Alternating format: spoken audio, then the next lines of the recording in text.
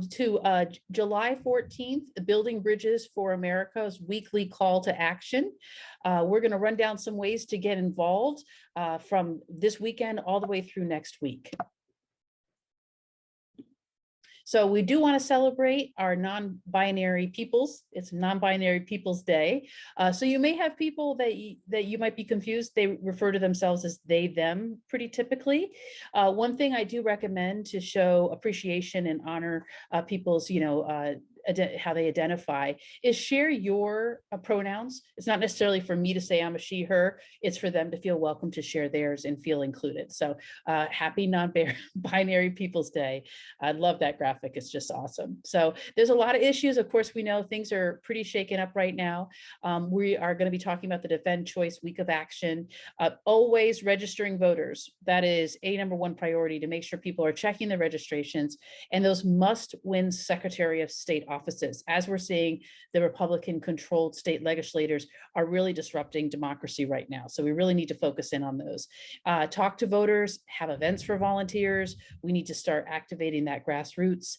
We will have our session this evening, Grassroots Organizing for Change, which talks a little bit about organizing locally for grassroots.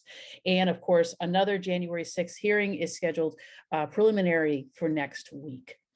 So Friday, Defend Choice Weekend of Action. Saturday, register voters. It's always a good thing to do on the weekend if you're looking for an activity. You can also go through Mobilize to access some registration events too, like you did for this event. We are having a special event for the Arizona Secretary of State that's running right now, and then some trainings are coming up. So we'll go into some detail on those for you. 1 hour of direct action, 1 hour multiplied by everybody here in this room is a good full day's work, right? And then if we start extending that out to everyone that we know and inviting others to take action too. We really need to make sure that everybody is kind of taking action and getting their word out within their states. For instance, the state of Indiana is having a special session on July 25th, where they will be discussing kind of putting into place some of these anti-abortion laws. So we really want to make sure our voices are heard and kind of build up that community. So take action where you live. If you go to Defend Choice, you'll get an option of finding those action events that are local to you. And I'm sure they'll have some that are virtual.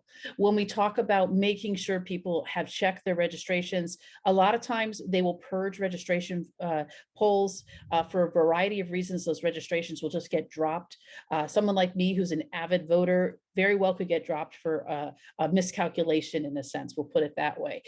So please, reach out to people you know. Are you ready for November? Are you registered? Is it up to date?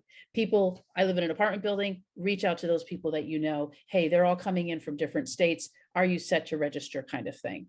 And then also too, we want to be checking back with people. So if we have 5 or 6 people that we've kind of engaged about their voting plan, like, have you checked your voter registration? Do you know where to vote? We want to make sure that we're following up with them periodically and kind of being their support system for that, to guide them to the election day.